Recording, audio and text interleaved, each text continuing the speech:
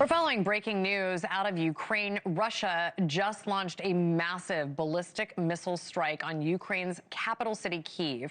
We're hearing of widespread power outages, but no word on any injuries just yet. The strikes come hours ahead of President Trump, Ukrainian President Volodymyr Zelensky's scheduled meeting in Florida. The Ukrainian leader says that he's bringing a list of points that he says he will make a framework, or rather will make a framework for peace talks. President Trump, though, telling reporters today that he's open to hearing the plan, but that he is the one that will make any final decision. So let's get the very latest from the White House and NewsNation Washington, D.C. correspondent Joe Khalil. Well, Jessica, the stakes are going to be incredibly high for this meeting on Sunday between President Trump and President Zelensky, but it's significant that it's happening at all. The fact that Zelensky's traveling to the United States to meet with President Trump face-to-face in Florida is at least a step in the direction of a potential breakthrough here. Now, we've obviously been here before. There have been several attempts that have tried and failed. But Zelensky says right now that they've got a 20-point peace plan that is, according to him, about 90% finished. That is what he told reporters. Now, President Trump, in an exclusive interview with Politico, did say that the Ukrainians don't have anything unless the Americans approve it, unless he gives his blessing to it.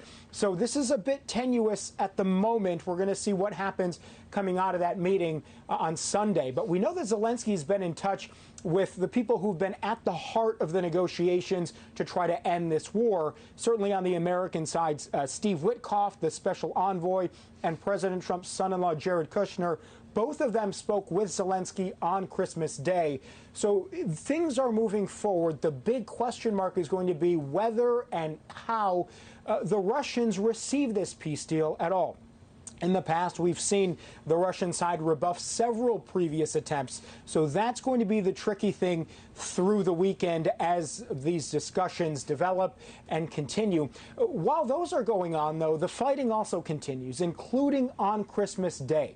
There was a proposed truce to stop the fighting, to give both people in Ukraine and Russia a reprieve from the war. That attempt was rebuffed by the Russian side, and you had drone strikes from both sides. Ultimately, several Ukrainians died or were injured on Christmas Day as a result of that. That prompted a bipartisan group of senators to really strongly condemn the Russian side and Vladimir Putin in particular. They all put out a joint statement that says here, in part, quote, "It bears repeating, President Zelensky agreed to a Christmas truce and Putin declined. Even for countries at war, there's a long history of Christmas ceasefires. Today's decision by Putin to launch attacks rather than hold fire is a sobering reminder. Putin is a ruthless murderer who has no interest in peace and cannot be trusted." We should mention Russia put forward its own peace plan in November, a 28-point plan. And after there was negotiation over it, Russia posturing, essentially saying they're not moving 1 inch from their original plan. And that has sort of been status quo between now all the way up to the Christmas holiday. So how they will receive this proposal from the Ukrainians is going to be the big question on whether or not it actually moves forward and there can be at least the beginning to an end of this now 4-year war. Joe Khalil, thank you.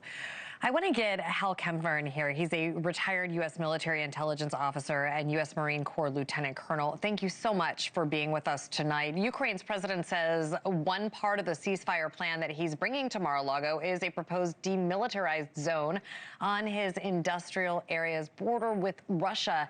Is that going to fly with Presidents Trump and Putin? Jessica, it's kind of a creative idea. Demilitarized zones have been used in the past. Most famously, you have the demilitarized zone in Korea that divides North Korea and South Korea, and it's been used in other places around the world. That might work. They've kept the size of the demilitarized zone somewhat ambiguous, saying it could be 5 kilometers, 10 kilometers, 20 kilometers, maybe more. And it would require both Ukrainian and Russian forces to pull back from these areas. Now, some of the details to be worked out is, well, who does governance on the ground in the demilitarized zone and what's in the demilitarized zone? Are people going to be allowed to live there? Is it going to be completely evacuated? What will it look like? Because there are industrial facilities in there. But it is a rather interesting idea, and that's something that's been put out, and that's shrinking down from 28 to 20 points. And I should mention, some of this has already been worked out. Some of this has been talked about in Berlin.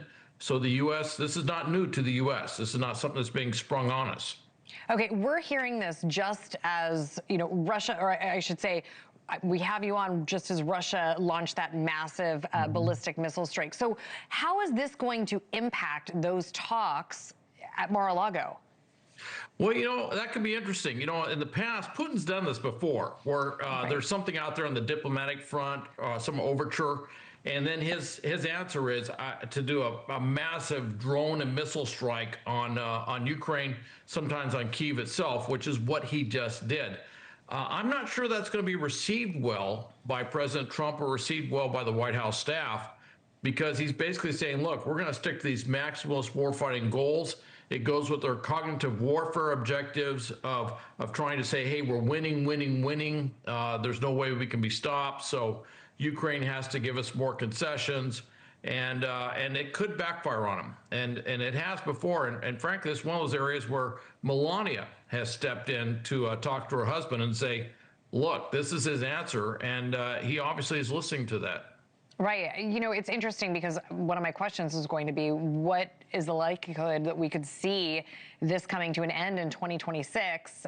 But it's not looking likely at this point. Well, it's not looking likely, but there are some other issues. One thing that doesn't get probably a lot of coverage is the effectiveness of these Ukrainian deep strikes with drones and missiles, where they've been taking out oil production far away from the front lines. I mean, they reportedly just did a huge strike up around St. Petersburg. That's way up in the Baltic, St. Petersburg. They've been hitting facilities out in the Caspian Sea. Ukraine does not border the Caspian Sea. This has really been cutting back on the revenue coming to Russia. Their economy is sputtering. I know everyone's been saying that for a long time, but it is really hitting some crucial points coming up here. So a lot of people, for a lot of reasons, for a while, have been saying 2026 will be a decisive year, simply because the Russian war machine can't keep operating the same way it has been. Sure. All right, let's switch gears quickly. It likely shocked many Americans in the past few hours that the U.S. launched military strikes inside Nigeria. The target was ISIS, which all but dropped off the front pages years ago. So what's going on with ISIS in Nigeria, and is Nigeria supportive of these American strikes? Well, Nigeria actually provided us target intelligence. Yes, we are working in cooperation with the Nigerian government. This is very good to see. There was some concern that we might try to do something unilateral. That has not happened. We're working with the Nigerians on this. This is going up against the same enemies of a Nigerian-led joint task force that's been working up there for some time, going after ISIS of the Western African province, also going after Boko Haram and another extremist group that operates up there. Now, we've weighed in. Now, what we've seen is a launch from a ship. It's not sure what other ways we may have delivered ordnance in there, and it's not sure that this won't be something that gets a little bit bigger over time. But some of this is actually kind of closing the gap, if you will. Our military base in Niger, we had to leave it, and now we're kind of countering some of the influence that that's had in the region. All right. Retired Lieutenant Colonel Hal Kempfer, thank you so much, and wishing you and your family a Happy New Year. Same to you, Jessica. Thank you.